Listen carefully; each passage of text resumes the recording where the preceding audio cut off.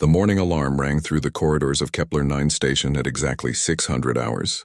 Commander Han Wool opened his eyes and stretched in his small quarters.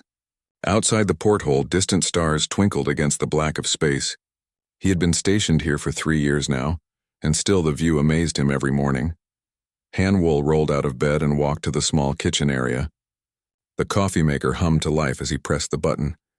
Today would be another routine day of diplomatic meetings and cultural exchange programs, or so he thought.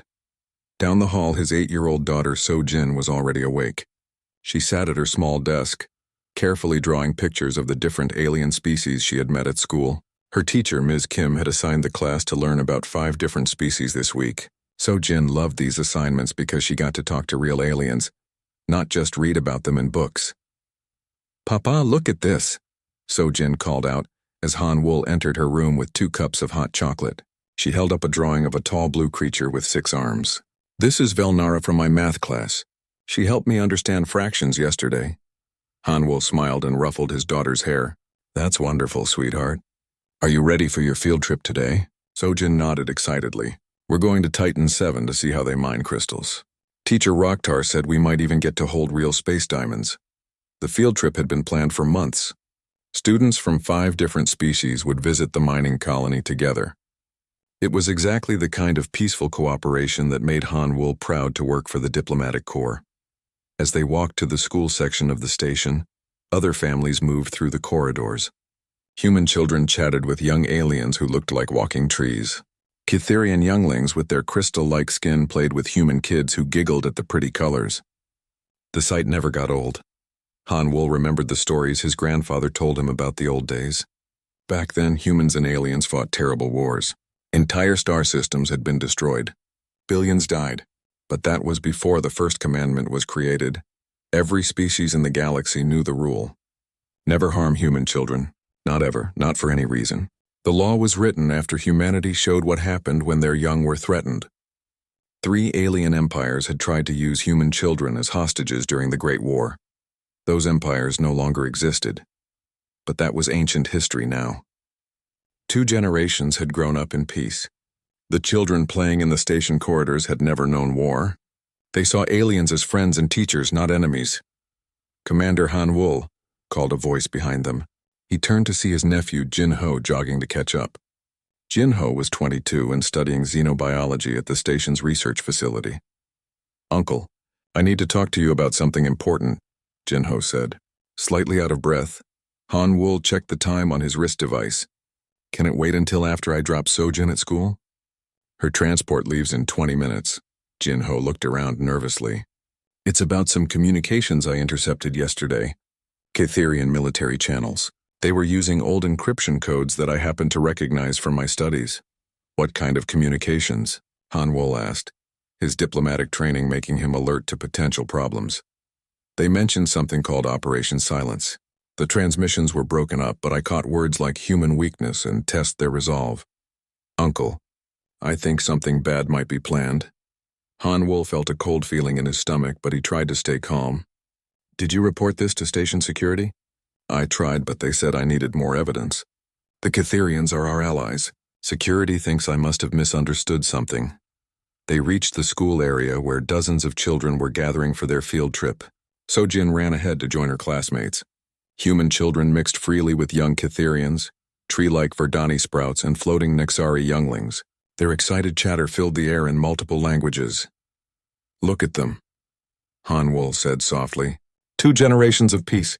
Children who see differences as interesting instead of frightening." Jin-Ho nodded, but his worried expression remained. "That's exactly what worries me, Uncle. What if someone wants to break that peace? What if they think we've become too trusting?" Han Wool watched So-Jin laugh with her Cytherian friend Zilana. The 2 girls had been classmates for 2 years. They shared snacks and helped each other with homework. It was impossible to imagine anyone wanting to hurt such innocent friendship.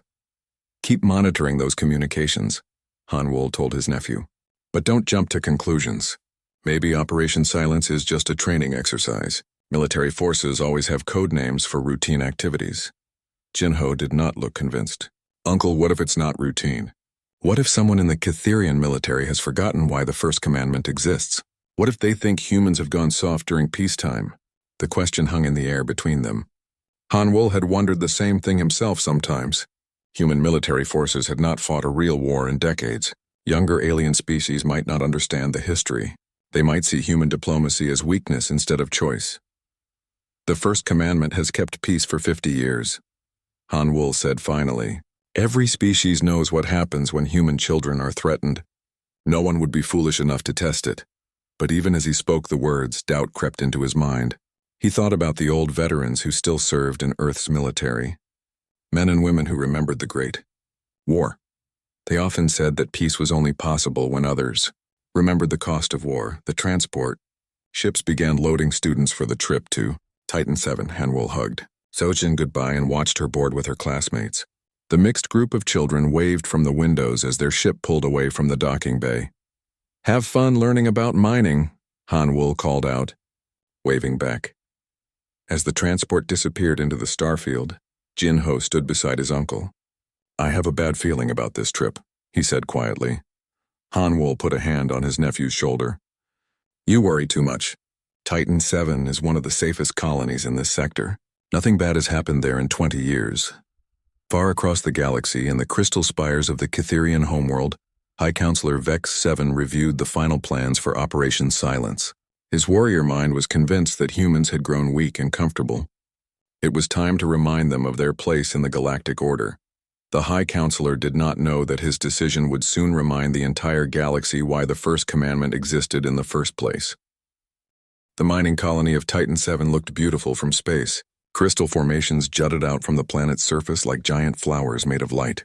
The student transport ship landed at the main facility, just as the local sun reached its highest point in the sky. Sojin pressed her face against the window as they descended. "Look how the crystals shine," she whispered to her friend Zilana. The young Kitherian's own crystal skin sparkled in response to the light outside. "My people built the first mines here," Zilana said proudly. "We know how to harvest crystals without damaging them." The children filed out of the transport with their teachers. Mr. Davis, the human science teacher, counted heads to make sure everyone was present. Teacher Rokhtar, a friendly Kitherian with deep blue crystal formations on his arms, spoke with the colony supervisor about their tour schedule. Everything seemed normal and peaceful. But in the shadows of the mining equipment, figures in dark armor watched and waited. Kitherian soldiers who had arrived 3 days earlier moved into position. They wore the old war armor that had not been seen for 50 years. Their crystal weapons hummed with deadly energy. Commander Zorkek spoke quietly into his communication device. "All units in position. The human younglings have arrived. Operation Silence begins in 10 minutes. Back on Kepler 9 station, Jin Ho sat in the research lab surrounded by computer screens. He had been monitoring Kitherian military channels all morning. The encrypted messages were becoming more frequent and more urgent. Phase 1 complete. Targets identified. Begin Phase 2 on signal. Jin Ho's hand shook as he decoded another message. His worst fears were coming true. This was not a training exercise. This was a real military operation targeting the children on Titan 7. He ran through the station corridors toward his uncle's office. Other people stared at him as he rushed past, but Jin Ho did not care. He had to warn someone before it was too late. Han Wol was in a meeting with 3 alien diplomats when Jin Ho burst through the door. "Uncle, you have to listen to me. The children are in danger. Jin Ho, please. I am in an important meeting about trade agreements." "The Kitherians are attacking Titan 7 right now," Jin Ho said, breathing heavily. "I have been monitoring their communications. Operation Silence is not a training exercise. They are taking the children hostage." The alien diplomats looked at each other with concern. One of them, a tall Verdani with bark-like skin, leaned forward. "Young human, are you certain about this information?" Before Jin Ho could answer, alarms began blaring throughout the station. Emergency lights flashed red in the corridors. A voice came over the communication system. "All personnel report to emergency stations. We have received a priority distress signal from Titan 7. This is not a drill." Han Wol felt his heart stop. He grabbed Jin Ho's arm. "Show me everything you found. Right now." On Titan 7, the attack had begun with swift precision. Kitherian soldiers emerged from their hiding places and surrounded the mining facility. Their weapons were not set to kill but to stun and capture. The colony workers fell unconscious before they could send a complete warning message. Sojin and her classmates were touring the deep mining tunnels when the first explosions echoed from above. Teacher Rocktar stopped speaking and tilted his head, listening carefully. "What was that noise?" asked Tim, a 10-year-old boy from Earth. "Probably just mining equipment," Mr. Davis said, but his voice sounded worried. "Let's head back to the surface and check with our guides." They climbed the tunnel stairs toward the main facility. Halfway up, Catherian soldiers in combat armor blocked their path. The children gasped and moved closer together. Even young Zilana looked frightened by the soldiers' appearance. "You will come with us," commanded the lead soldier. "Do not resist and no one will be harmed." Mr. Davis stepped in front of the children.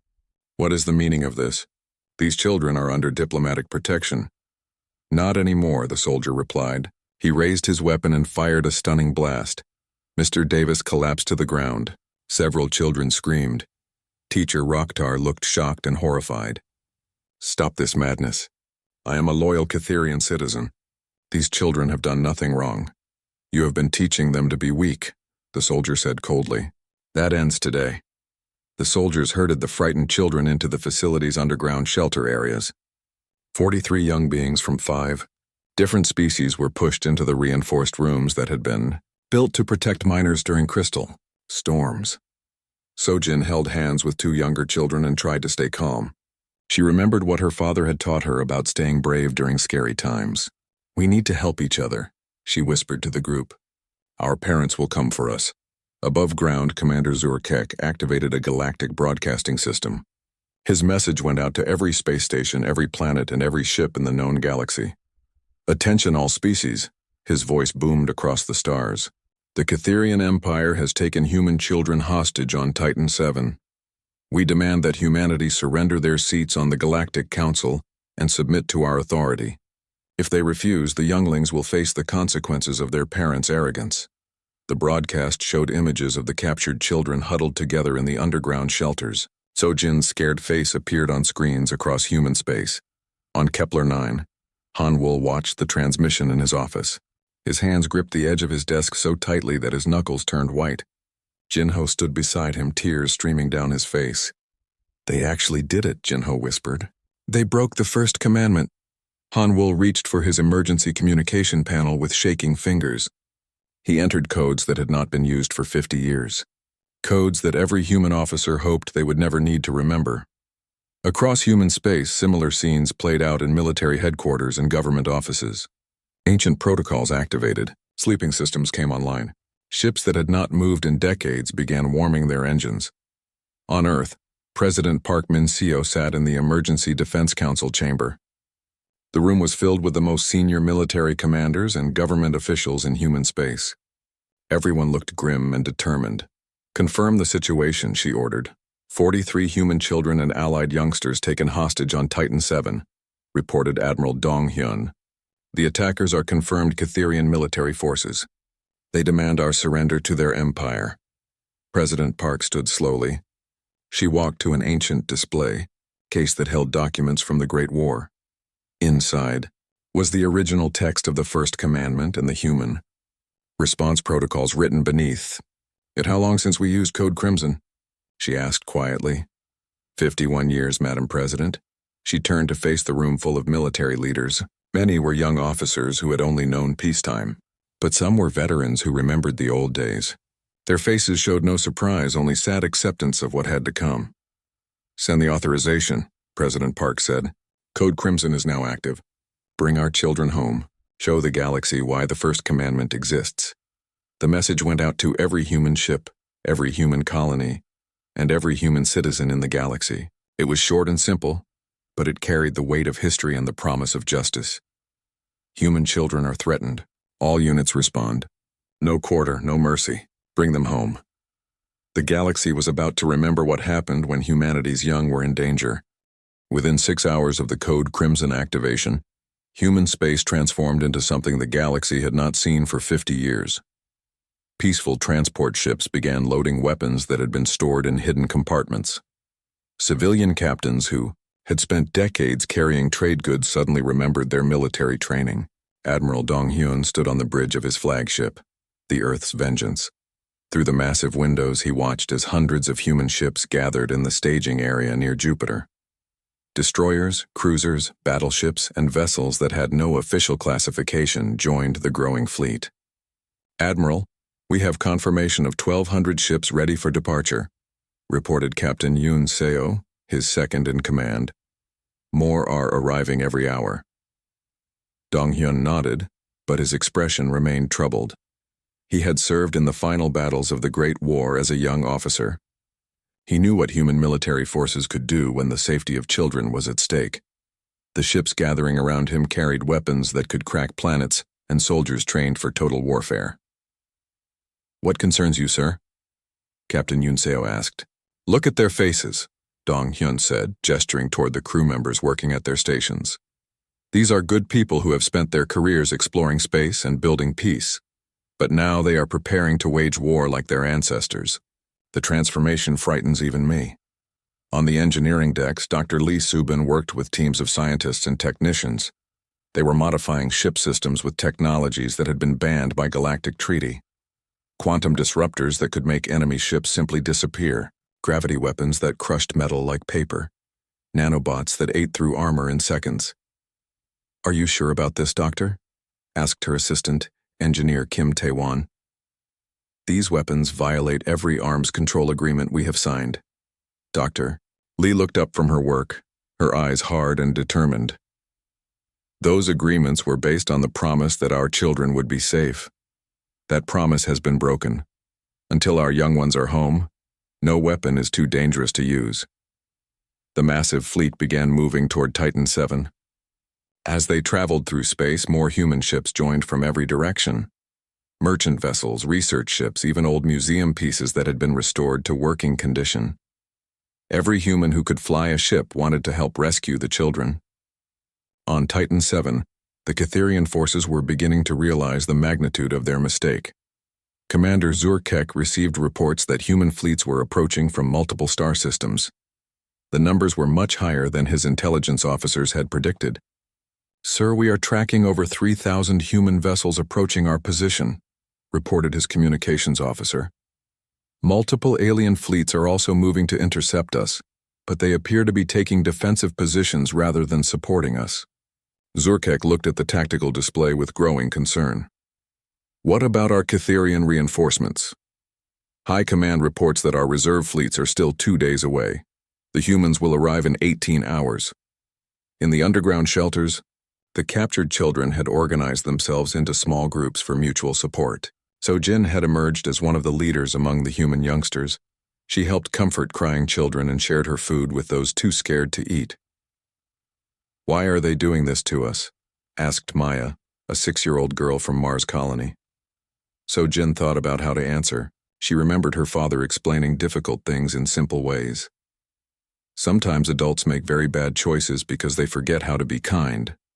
But our parents love us, and they will come to take us home." Even young Zeel Anna, whose own people had captured them, tried to help the other children feel better. "My teacher Rokhtar tried to protect you," she told the human children. "Not all Catherians agree with what the soldiers are doing." Above ground, teacher Rokhtar sat in a holding cell with Mr. Davis, who had recovered from the stunning blast. Both teachers had been imprisoned for refusing to help intimidate the children. "This is insane," Mr. Davis said angrily. 50 years of peace destroyed because some military commanders think humans have gone soft. Rokhtar's crystal skin had turned dark blue, which showed deep sadness among his people. "They do not understand what they have awakened. My grandfather fought in the Great War. He told me stories about human vengeance that gave me nightmares as a child." Meanwhile, Jinho worked frantically in the intelligence center on Kepler 9. He had discovered that the conspiracy reached far beyond the Catherian military. 7 different alien species had secretly supported the operation, believing that breaking human power would benefit them all. "Uncle, look at this," he called to Hanwol, who was coordinating with Earth's military commanders. The Nexari Empire provided transport ships. The Verdani Council gave them mining equipment to hide their weapons. The Zephyrin Collective helped plan the timing. Hanwol studied the intelligence reports with cold fury. "Send this information to Admiral Dong-hyun immediately." The galaxy needs to know this was not just a Catherian operation. As the human fleet approached Titan 7, they found the planet surrounded by ships from the 7 conspirator species. Over 3,000 vessels formed a defensive barrier around the mining world. The aliens expected negotiations, demands, and diplomatic protests. Instead, they received a single transmission from Admiral Dong-hyun's flagship. "This is the human fleet. You have violated the first commandment by taking our children hostage. Return them immediately and withdraw from this system.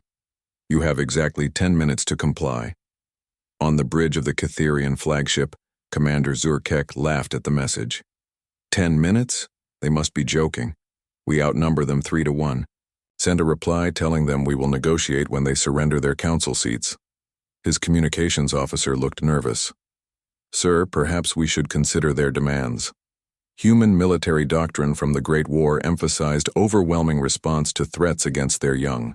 "That was 50 years ago," Zurkek snapped. "These modern humans are soft diplomats and traitors. They have forgotten how to fight real wars." The 10 minutes passed in tense silence. Long-range sensors showed the human fleet maintaining position just outside weapon range. The alien commanders expected demands, ultimatums, or at least some attempt at negotiation.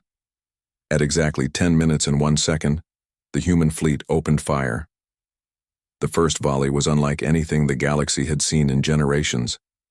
Weapons that existed only in military archives and historical records lit up space with deadly energy. The lead ships of the alien defensive line simply vanished as quantum disruptors phased them out of normal space-time.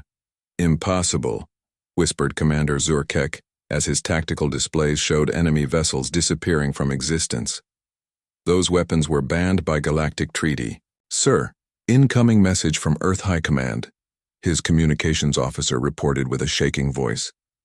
"They say all treaties are void until their children are returned safely." The battle became a demonstration of why the first commandment had been necessary. Human forces moved through the alien fleet like a storm of destruction. Ships that tried to surrender were ignored unless they contained hostages.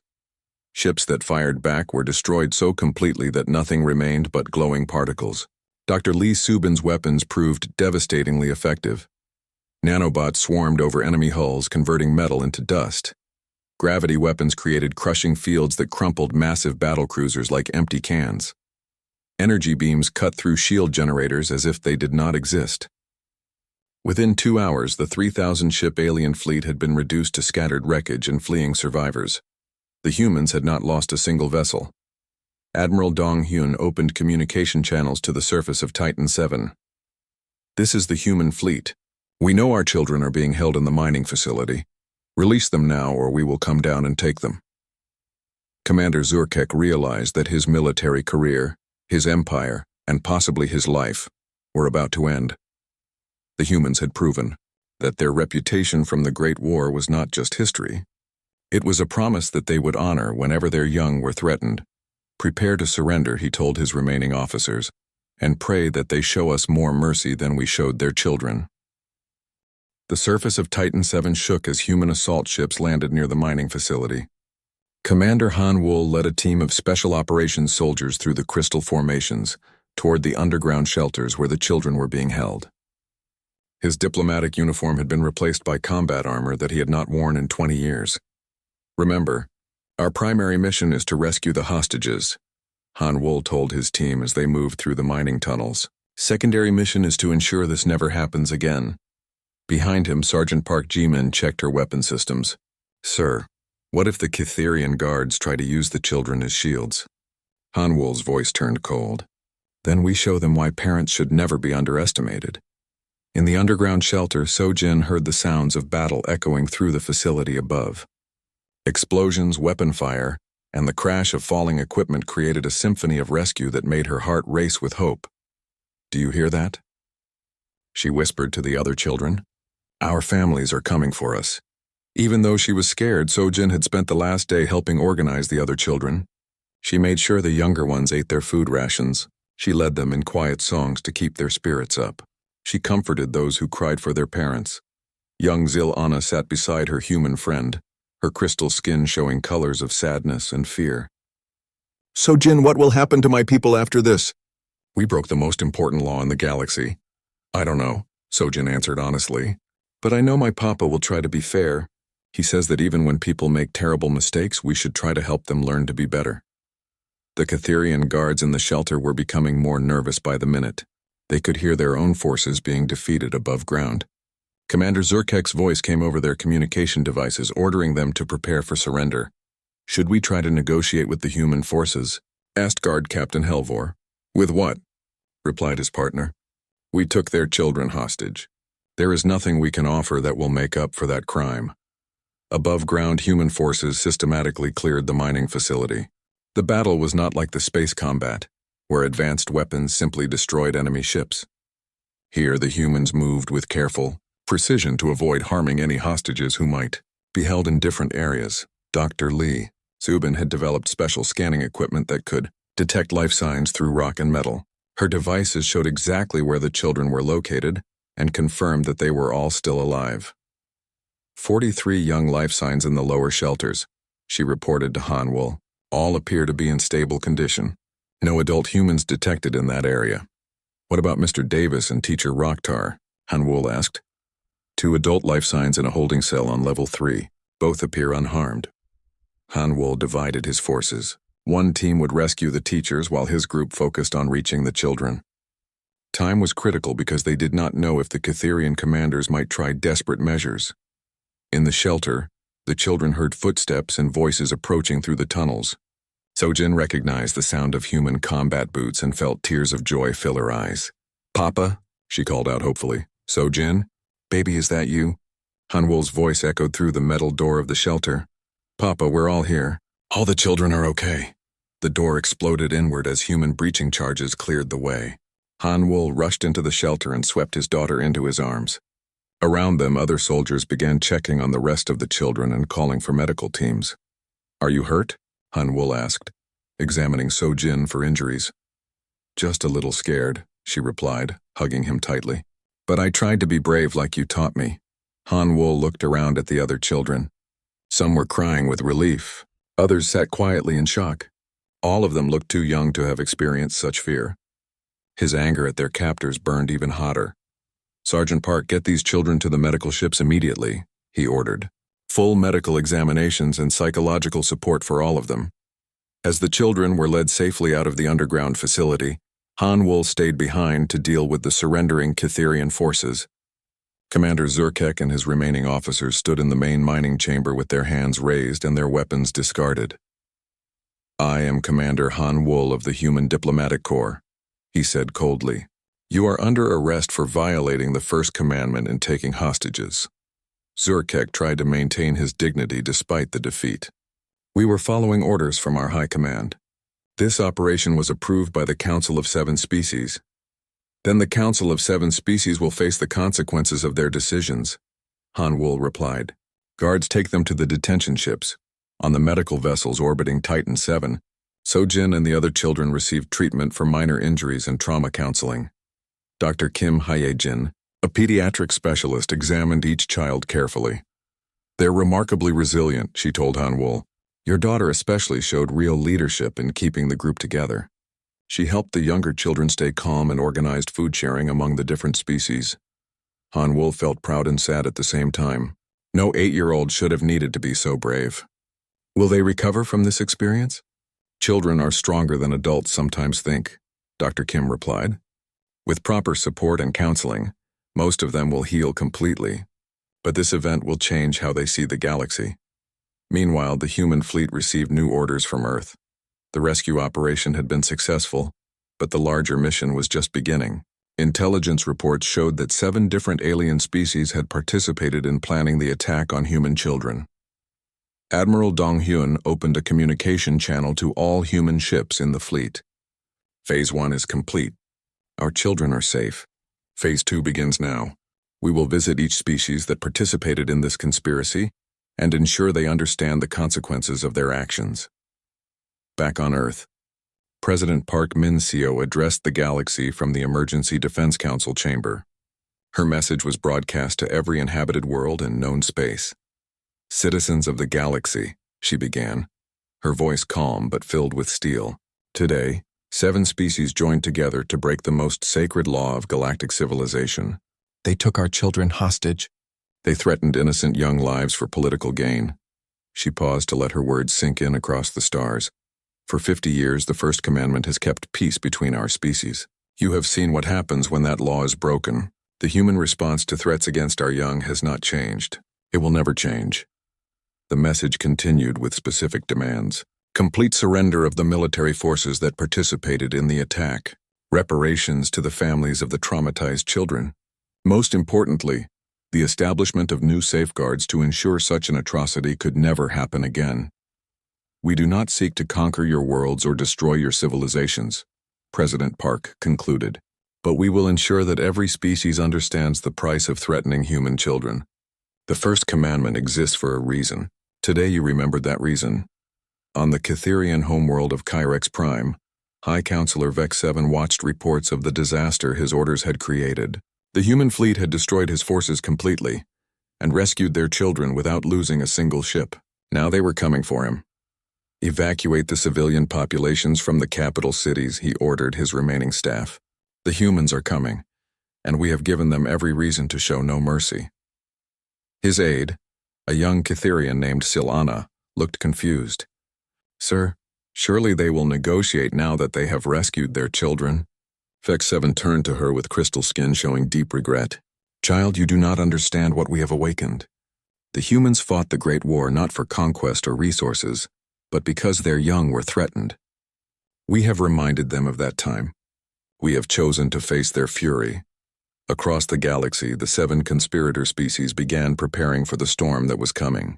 Some tried to surrender immediately, hoping for mercy. Others attempted to flee to distant systems. A few prepared for hopeless battles against an enemy they had underestimated. But in the medical ships around Titan 7, 43 children from different species began the long process of healing from their trauma.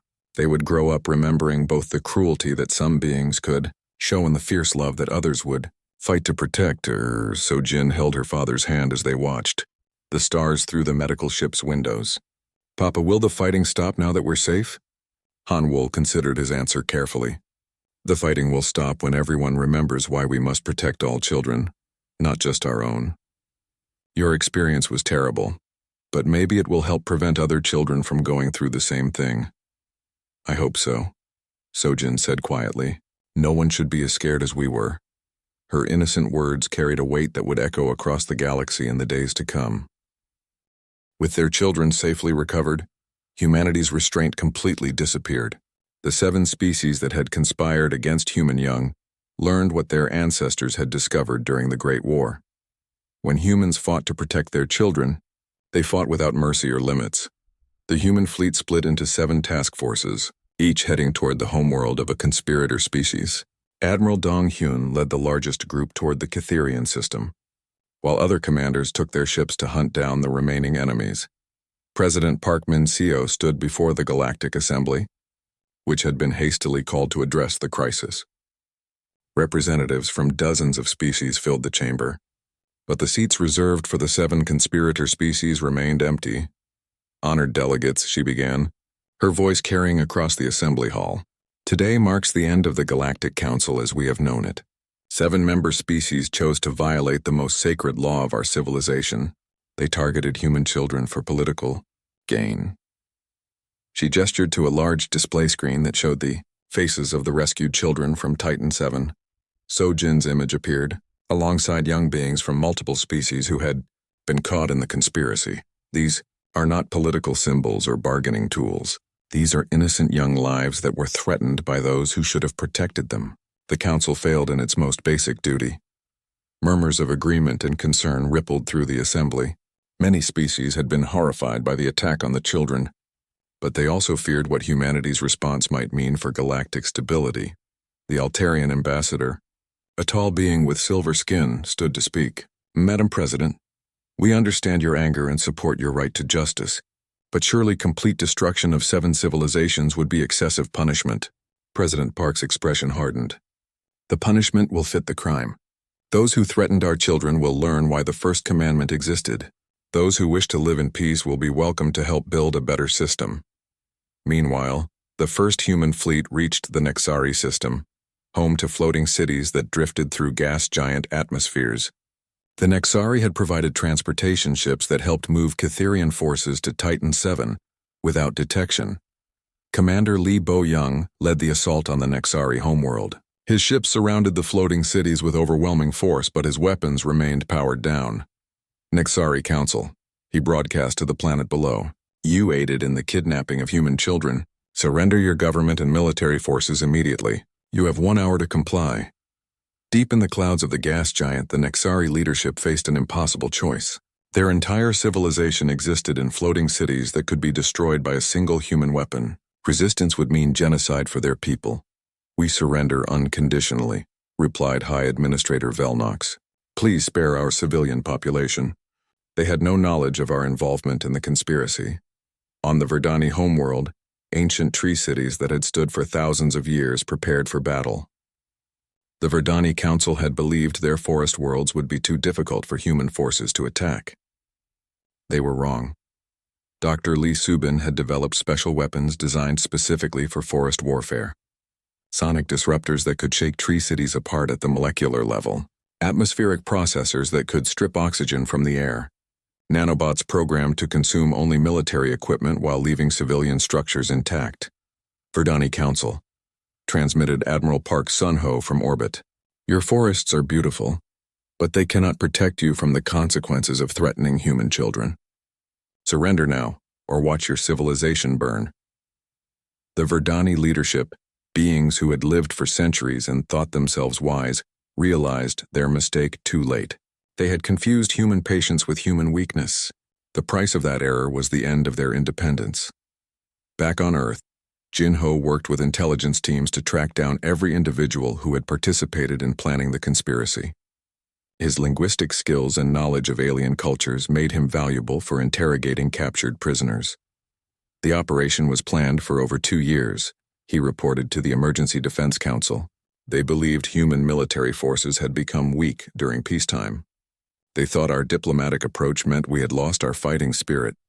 How wrong they were, replied General Kim Tae-hyun, the senior military advisor. Our ancestors fought the Great War to protect human children. That instinct has not changed, only slept.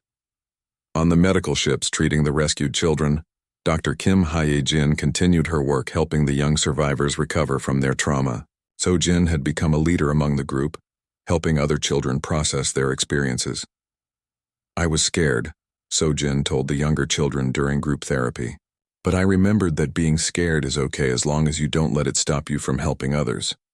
8-year-old Tim from Earth looked up at her with admiration. You were so brave. You shared your food with everyone and taught us songs to stay calm.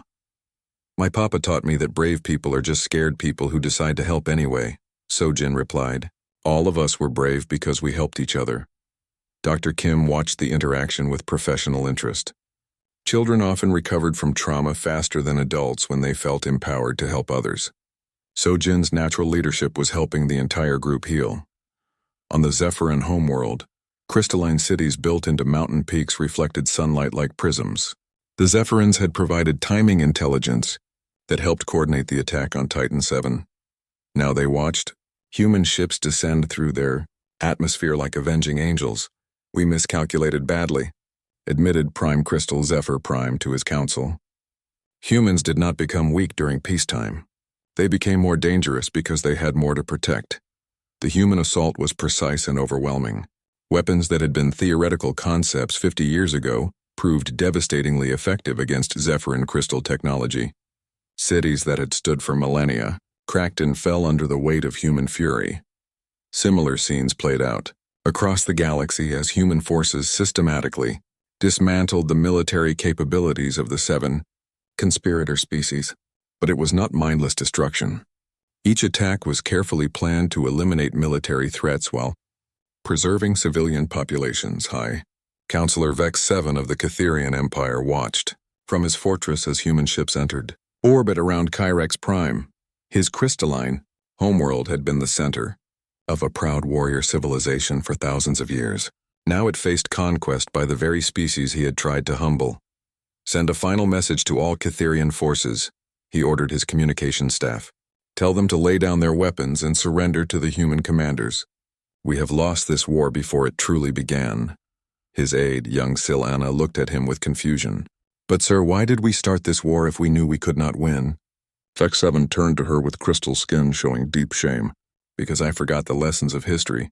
I believed that 50 years of peace meant humans had lost their edge. I thought their children made them weak instead of making them strong. As Catherian forces surrendered across their empire, Admiral Dong Hyun prepared for the final phase of the operation. The assault on Kyrex Prime would send a message to the entire galaxy about the consequences of threatening human children. But first, he received a priority communication from Earth. President Park Min-seo appeared on his screen, her expression thoughtful and determined. Admiral, the children are asking questions about what will happen to the enemy civilizations. Sojin specifically asked if we could help rebuild instead of just destroy. Dong Hyun considered this information.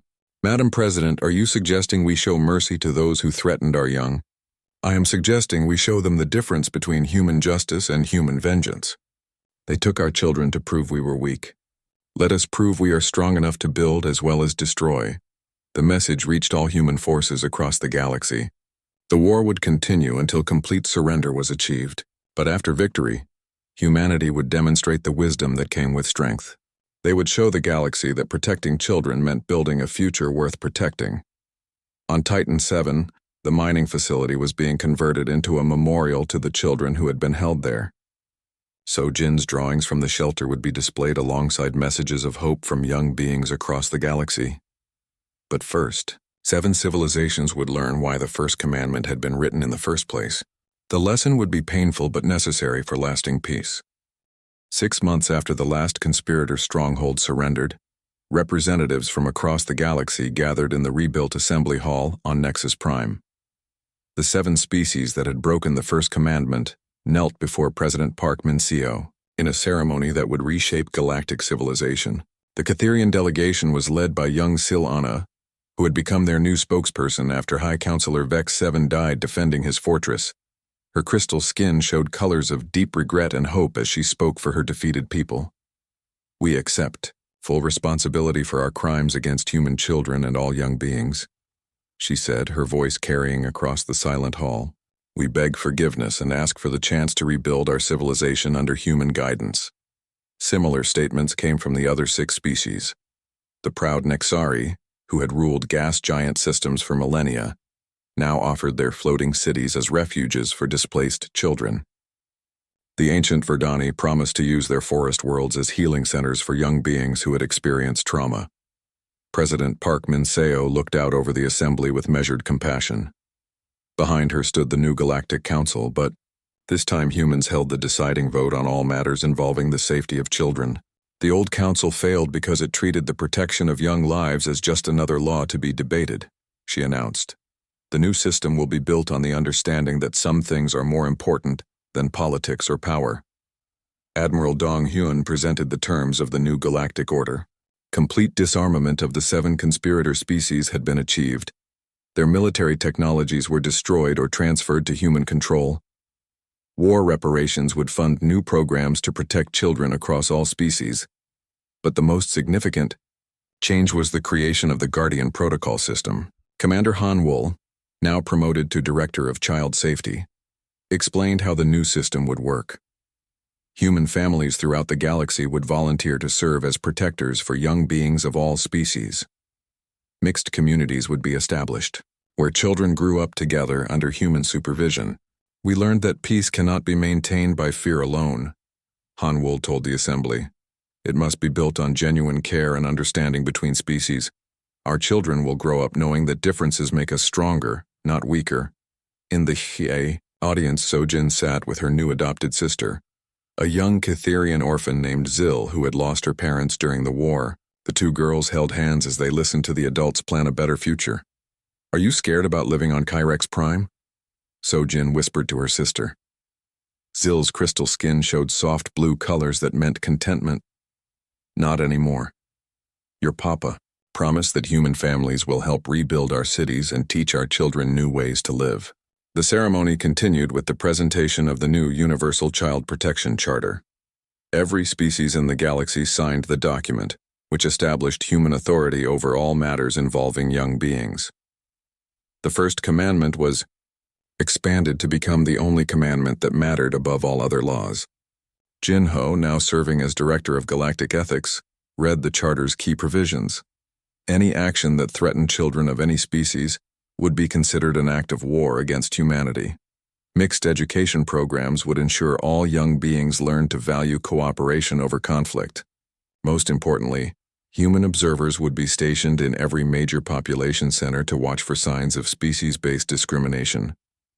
Dr. Lee Subin's role had transformed from weapons developer to rehabilitation specialist. Her teams worked across the galaxy helping to rebuild worlds damaged during the war, but with an important difference. The new settlements were designed as integrated communities where humans and aliens lived together as neighbors. Technology that can destroy can also create, she explained to her research teams. Our nanobots can build schools as easily as they destroyed warships. Our gravity manipulators can construct playgrounds as well as crack planets. On the rebuilt Kyrex Prime, construction crews worked to create the first fully integrated human-alien city. Crystal spires grew beside human-style buildings, creating a unique architectural blend that symbolized the new cooperation between species. Sojin and Zil explored their new neighborhood together, marveling at how different species had contributed their best ideas to make a better community. Catherian crystal gardens provided beautiful spaces for meditation. Human playgrounds offered areas for active games. Verduni tree groves created natural classrooms for outdoor learning. Look, Sojin pointed to a group of children playing together in the Central Park. Nobody cares what species anyone is. They just want to have fun together. Hanwul watched his daughter play with mixed groups of youngsters and felt a deep satisfaction. The war had been terrible, but it had led to something better than the old fragile peace. Children who grew up in these communities would never see differences as reasons for conflict. At the medical center where the rescued children had first been treated, Dr. Kim Hyejin established the new Institute for Child Trauma Recovery. Young beings from across the galaxy came there to heal from various forms of suffering, not just war trauma. The children from Titan 7 have become teachers, she reported to the Galactic Council. They help other youngsters understand that surviving scary experiences makes you stronger, not weaker. Sojin especially has a gift for helping others find their courage. The memorial garden on Titan 7 became a place of pilgrimage for families throughout the galaxy. The underground shelters where the children had been held were converted into classrooms where young beings learned about the importance of protecting each other. President Park Min-seo made regular visits to the memorial, often bringing new human families who were preparing to serve as guardians in alien communities. She would tell them the story of the 43 children who had changed galactic civilization. They were scared, but they helped each other survive, she would explain. They showed us that protecting children means more than just keeping them safe. It means teaching them to protect others too. 5 years after the crisis, the new system had proven successful beyond all expectations. No species had attempted to harm children of any kind. Mixed communities flourished across the galaxy. Most importantly, a new generation was growing up that saw cooperation as natural and conflict as pointless. Sojin, now 13, served as a student ambassador between human and Catherian communities on Kyrex Prime. Her adopted sister Zil had become her closest friend and partner in teaching younger children about acceptance and friendship. Do you ever think about what would have happened if the Catherians had never taken us hostage? Zil asked one day as they walked through their integrated city. Sojin considered the question carefully. Maybe the galaxy would have stayed peaceful on the surface, but with fear underneath. What happened was terrible, but it made everyone face the truth about what really matters. Protecting children? Protecting everyone's children, Sojin corrected. The first commandment wasn't just about human kids, it was about understanding that young lives are precious no matter what species they belong to. Their conversation was overheard by Hanwul, who had been quietly following at a distance to ensure their safety. He smiled with pride at his daughter's wisdom. The child who had shown such courage in the underground shelter had grown into a young woman who truly understood the meaning of the new galactic order. That evening, Families from 6 different species gathered for dinner in the community center. Human parents sat beside Cytherian crystal bearers, Verdani tree shepherds, and Nixari float riders. Their children played together without noticing the differences that had once seemed so important to adults. As he watched the scene, Han Wul reflected on the words that President Park Min-seo had spoken to establish the new covenant. The first commandment is now the only commandment. Touch any child under our protection and face extinction. This is not a threat. It is a promise written in the ashes of those who forgot it. But more than fear, the new system was built on love. The love that parents felt for all children, not just their own. The love that had transformed humanity's righteous fury into a force for positive change throughout the galaxy. In her final report to Earth, Dr. Kim Hye-jin wrote, "The children rescued from Titan 7 have all grown into remarkable young people. They carry no hatred for their former captors, only determination to ensure no other child experiences what they went through. They have become living symbols of humanity's greatest strength, the ability to protect and nurture life.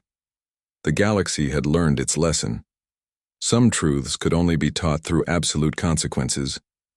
But the best teachers were the children themselves, who showed every day that love was stronger than fear, and that protecting the innocent was worth any sacrifice.